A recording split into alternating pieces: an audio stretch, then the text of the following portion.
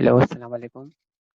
आज जो मेरा टॉपिक है वो रिलेटेड है कॉस्ट अकाउंटिंग के, जिसमें मैं आपको बताऊंगा कि एक प्रोडक्ट की कॉस्ट किस सिस्टम के थ्रू मालूम चलती है और उसकी रिपोर्ट हम कैसे बनाते हैं। तो कॉस्ट अकाउंटिंग सिस्टम ये एक सिस्टम है कॉस्ट अकाउंटिंग का, जिसको हम प्रोडक्ट कॉस्टिंग सिस्टम भी कहते हैं और कॉस्टिंग सिस्टम भी कहते हैं। ये एक फॉर्मल वे होता है कंपनी का जो कि एस्टिमेट करता है प्रोडक्ट की कॉस्ट किस लिए, प्रोबेबिलिटी की एनालाइज के लिए, इन्वेंट्री वैल्यूएशन के लिए और कॉस्ट को कंट्रोल करने के लिए। कॉस्टिंग सिस्टम जो एस्टिमेट करता है मटेरियल इन्वेंट्री की कॉस्ट को, वर्किंग इन प्रोसेस की कॉस्ट को और फिनिश गुड की कॉस्ट को, जो कि हमें फाइनेंशियल स्टेटमेंट बनाने में मदद करता है। अब दो तरीके होते हैं कॉस्ट अकाउंटिंग सिस्टम के। एक होता है जॉब ऑर्डर कॉस्टिंग और दूसरा होता है प्रोसेस ऑर्डर कॉस्टिंग। इन दो के थ्रू हम प्रोडक्ट की कॉस्ट मालूम कर सकते हैं। अब दोनों में डिफर क्या होता है, जॉब ऑर्डर कॉस्टिंग में और प्रोडक्ट ऑर्डर कॉस्टिंग में। जॉब ऑर्डर कॉस्टिंग में आप एक एक जॉब की सेपरेट कॉस्ट चार्ज करते हो, और सेकंड चीज ये है कि आप जॉब ऑर्डर कॉस्टिंग में कॉस्ट की शीट बनाते हो। और ये कौन सी कंपनीज और कौन सी फर्म यूज करती हैं जो कि कोई स्पेशल प्रोडक्ट ऑर्डर में बना रही हो या कोई स्पेशल ऑर्डर में क्रिएट कर रही हो। जैसे कि आप फर्नीचर, आप एग्जाम्पल ले लें, किसी के पास ऑर्डर आ गया अचानक इस डिजाइन का, हमें फर्नीचर बनाना है, तो ये फिर जॉब ऑर्डर कॉस्टिंग हम इसमें यूज करते हैं। और दूसरे साइड पे हमारे पास होता है process order costing. Process order costing एक सीरीज होती है कनेक्टिंग की, ईच कनेक्टेड मैन्युफैक्चरिंग प्रोसेस की या डिपार्टमेंट की। मतलब कि ये जो मैन्युफैक्चरिंग कंपनीज होती हैं जो लार्ज स्केल पे प्रोडक्शन कर रही होती हैं, वो यूज करती हैं प्रोसेस ऑर्डर कॉस्टिंग। एक प्रोडक्ट जो यूनिफॉर्म बन रहा हो, मतलब सेम बन रहा हो, होमोजीनियस प्रोडक्ट हो नेचर में, और बल्क क्वांटिटी में या ब्रॉड क्वांटिटी में, लार्ज क्वांटिटी में ये प्रोडक्ट बन रहा हो, तो ये प्रोसेस ऑर्डर कॉस्टिंग है। जैसे कि एग्जांपल में मैंने लिखा है हम मैन्युफैक्चरिंग और रेफ्रिजरेटर, मतलब कोई कंपनी मैन्युफैक्चर कंपनी हो, चाहे वो रेफ्रिजरेटर बना रही हो, एक बल्क क्वांटिटी में एक ही सीरीज टाइप का बन रही होती है। जैसे आप इसमें मोबाइल फोन की एग्जांपल ले सकते हैं, क्योंकि हम एक आईफोन बना रहे हैं, तो वो आईफोन सारे के सारे होमोजीनियस प्रोडक्ट होंगे, सेम क्वालिटी होगी, सेम क्वांटिटी में वो निकलेंगे, लार्ज क्वांटिटी में। अब दोनों का प्रोसेस कैसे होता है, आप ये देखें। चाहे सबसे पहले जॉब ऑर्डर कॉस्टिंग का कॉस्ट फ्लो कैसे होता है, direct material, direct labour, factory overhead, working process में गया। Job number 1, job number 2, job number 3, तीन सेपरेट जॉब है, तीनों की अलग अलग चार्ज कॉस्ट चार्ज होगी। फिर फिनिश गुड इन्वेंट्री में जाएगा, फिर कॉस्ट ऑफ गुड सोल्ड में जाएगा। और अदर साइड पे प्रोसेस कॉस्ट फ्लो कैसे होता है, direct material, direct labour, manufacturing overhead same आ गया। फिर वर्किंग प्रोसेस डिपार्टमेंट ए में गया, मतलब पहले एक डिपार्टमेंट में जाएगा, फिर दूसरे डिपार्टमेंट में जाएगा, बनने के बाद फिर फिनिश गुड इन्वेंट्री में आएगा, फिर कॉस्ट ऑफ गुड सोल्ड में आएगा। अब आप कॉस्ट ऑफ प्रोडक्शन रिपोर्ट कैसे बनाते हैं एक्सेल पे, ये मैं आपको बताता हूँ। ये क्वेश्चन है जो मैंने कॉस्ट अकाउंटिंग की बुक से लिया है। इसमें हमें जस्ट एक डिपार्टमेंट की कॉस्ट शीट बनानी है, प्रोडक्शन। मतलब एक कंपनी है, वो 3 डिपार्टमेंट में मैन्युफैक्चर करती है प्रोडक्ट को। एक आपका कटिंग डिपार्टमेंट है, फिर वो ट्रांसफर होता है प्रोडक्ट आपका फॉर्मिंग डिपार्टमेंट में, फिर उसके बाद वो पेंटिंग डिपार्टमेंट में जाता है, जहाँ वो पेंट होता है, पैकेज होता है, फाइनलाइज हो जाता है। तो हमें unit of beginning inventory given है, यूनिट कितने रिसीव हुए कटिंग डिपार्टमेंट से ये भी हमें गिवन है, यूनिट कितने ट्रांसफर हो रहे हैं पेंटिंग डिपार्टमेंट में ये भी हमें गिवन है उसकी वैल्यू, यूनिट एंडिंग इन्वेंट्री पे कितने हैं और कितने परसेंट कंप्लीट है ये भी हमें गिवन है, और कॉस्ट कितनी चार्ज हो रही है डिपार्टमेंट में वो भी हमें गिवन है, मटेरियल के हवाले से, डायरेक्ट लेबर के हवाले से, फैक्ट्री ओवर हेड के हवाले से, बिगनिंग इन्वेंट्री भी गिवन है, और इस पीरियड में कितनी ऐड है वो भी गिवन है। सिंपल ये चीज जो है आपके नीचे, वो मैंने एक्सेल पे यहाँ पे बना दिया ऊपर, तो मैं आपको हाईलाइट करके बताता हूँ।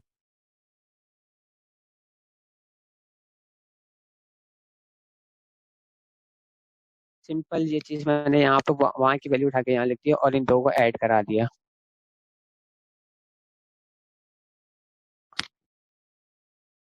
बाकी क्वेश्चन पढ़े unit in beginning inventory. Beginning inventory में यूनिट कितने 1400, तो मैंने यहाँ पे डाटा पे गिवन डाटा लिखा, बिगनिंग इन्वेंटरी लिख दी यहाँ पे 1400।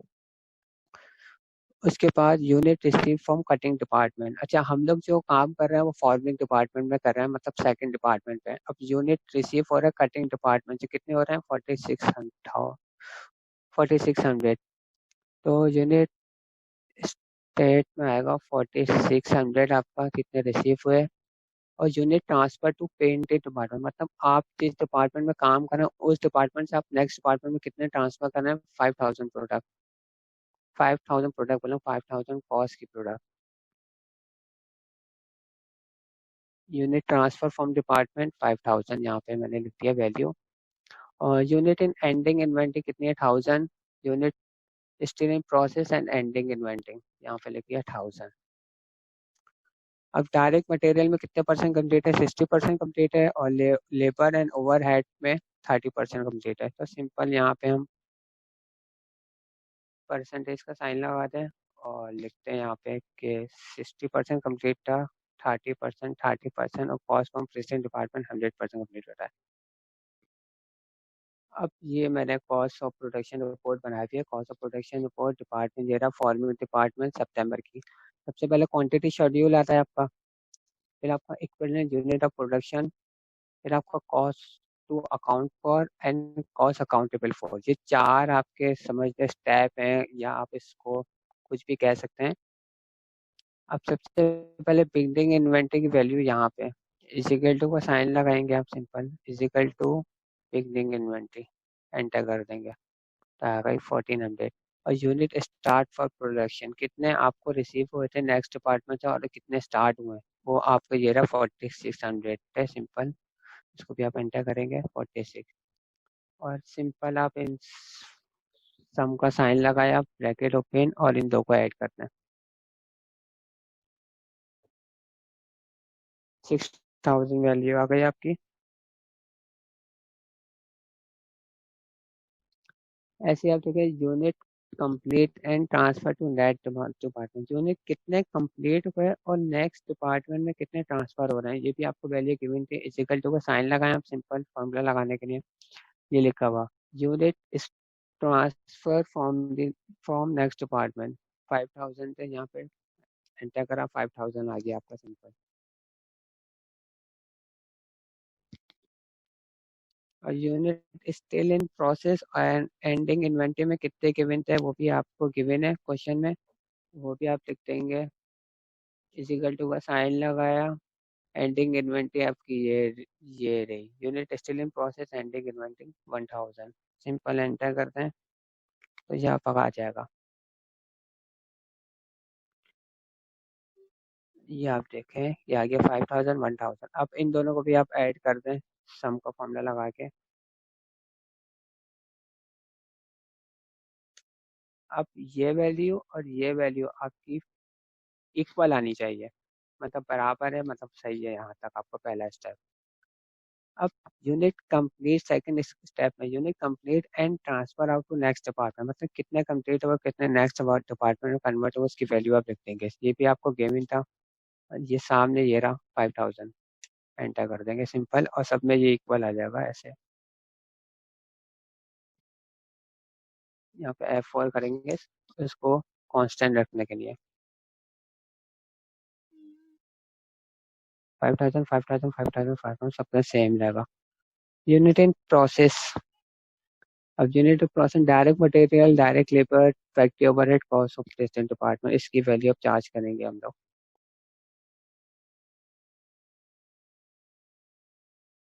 सिंपल आप इजिकल टू का साइन लगाया, यूनिट इन प्रोसेस कितना था आपका 1000, इसको आप करेंगे कांस्टेंट, मल्टीप्लाई कराएंगे कितने परसेंट कंप्लीट था, कितना परसेंट कंप्लीट था 60% कंप्लीट था आपका। सिंपल ब्रैकेट क्लोज और एंटर। 600 वैल्यू आ गई आपकी। ऐसे आप इसके साथ करेंगे 1000 मल्टीप्लाई बाय कितने परसेंट कंप्लीट था आपका, ये रहा 30% कंप्लीट था, एंटर। 300 ऐसे इधर करते हैं हम सिंपल 1000 मल्टीप्लाई बाय कितने परसेंट कंप्लीट था आपका फैक्ट्री ओवर है 30% कंप्लीट था। ये आपका बंद कर दी आ गई 300 और सिंपल आप इसका भी ऐसे ही कर देंगे 1000 मल्टीप्लाई बाय ये भी कितने परसेंट कंप्लीट है 100%। एंटर 1000 वैल्यू आ गई। अब टोटल इसकी कॉस्ट आप निकाल लें। टोटल निकालने के लिए आप सिंपल सम का फॉर्मूला लगाएंगे। यहाँ से यहाँ तक आप इसको ऐड करना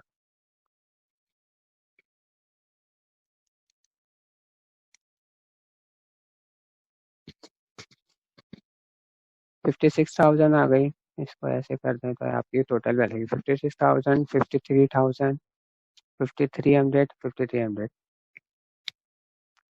अब तीसरा आपका जो स्टेप होता है वो कॉस्ट अकाउंटेबल फॉर होता है।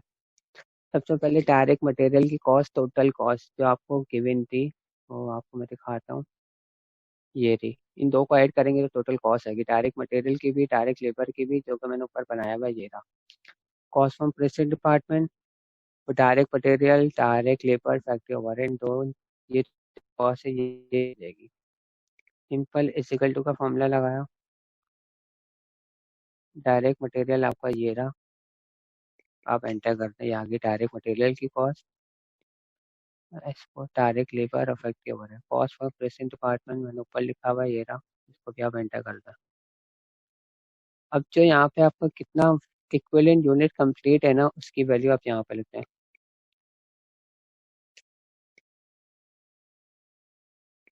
ये लेबर की आ गई, ये आपकी फैक्ट्री ओवरहेड की आ गई और ये आपकी कॉस्ट फ्रॉम प्रेजेंट डिपार्टमेंट की वैल्यू आ गई।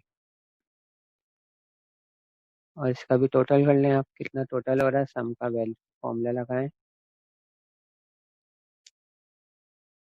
ये आपकी आ गई 176140 वैल्यू। अब पर यूनिट कैसे निकालते हैं, टोटल कॉस्ट को डिवाइड करते हैं इससे, जो आपकी ईयू है। सिंपल फॉर्मूला है is equal to bracket open, ये वैल्यू लिखी, डिवाइड का साइन लिखा आपने और ये वैल्यू एंटर। और इसको आप ये करते हैं, ये आपका फॉर्मूला खुद ही लग गया। फॉर मतलब ये 26320 डिवाइड हो रहा है 5600 से, फिर 20140 डिवाइड हो रहा है 5300 से, फॉर्मूला आपको खुद लग जाएगा। और इसकी भी टोटल वैल्यू आप निकालना है। इज इक्वल टू सम का फॉर्मूला ब्रैकेट ओपन, चार वैल्यू है, एंटर करा 31 आ गया आपका। अब चौथा है cost accountable for. Cost accountable for आप कैसे निकालेंगे, unit transfer to the next department, मतलब कितने यूनिट ट्रांसफर होते हैं नेक्स्ट डिपार्टमेंट में। तो चलिए इसकी वैल्यू लिखते हैं, इजिकल टू लगाया, कितने ट्रांसफर होते हैं 5000 मल्टीप्लाई बाय सिंपल ये टोटल जो पर यूनिट कॉस्ट है इससे मल्टीप्लाई करा देंगे तो आपकी वैल्यू आ गई 155000। अब डायरेक्ट मटेरियल की कॉस्ट का एंडिंग प्रोसेस, ये एंडिंग यूनिट इन प्रोसेस। अब direct material direct labour factory overhead और कॉस्ट फ्रॉम प्रेजेंट डिपार्टमेंट। आप सिंपल इसका ये कैलकुलेशन है, आप इजिकल टू का साइन लगाया आपने, 1000 है ये कांस्टेंट है आपका, इसको आप F4 कर दें, मल्टीप्लाई बाय कितने परसेंट कंप्लीट थे, ये लिख दिया आपने 60% कंप्लीट थे। फिर मल्टीप्लाई का साइन, पर यूनिट कॉस्ट कितनी आ रही है उससे मल्टीप्लाई कर, एंड 2820। आप इसको आप नीचे ऐसे करते हैं, ऐसे करते हैं, या फिर खुद ही कैलकुलेट हो जाएगी वैल्यू, मतलब 2820। अब सेकंड वाली आप देख लें आपकी वेरीफाई की नहीं, 5000 आपका एक कॉन्स्टेंट था, डॉलर के चक्कर में J7 आपका, आप चेक करें J7 30% लेबर सही है। और ऐसे ही आप जीतेंगे E32 पे आपको 3.8 डायरेक्ट लेबर का आ रहा है, इसका मतलब आपने सही किया। अब इसकी भी टोटल वैल्यू निकाल लें आप। सम लिखा आपने, ब्रैकेट ओपन किया, इन चारों को ऐड करा दिया, 21140 आ गया।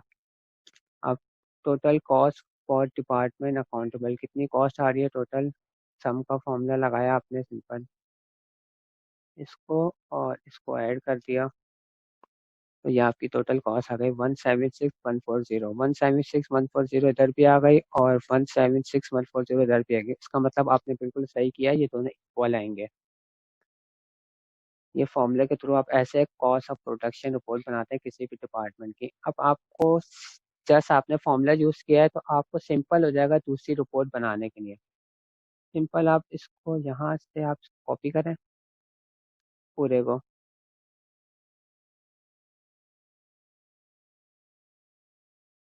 यहाँ पे आप इसको पेस्ट कर दें। दूसरी मतलब दूसरा कोई क्वेश्चन हो या दूसरी डिपार्टमेंट की रिपोर्ट बनाने के लिए, या आप सिंपल इसको आप ऐसा कर दें।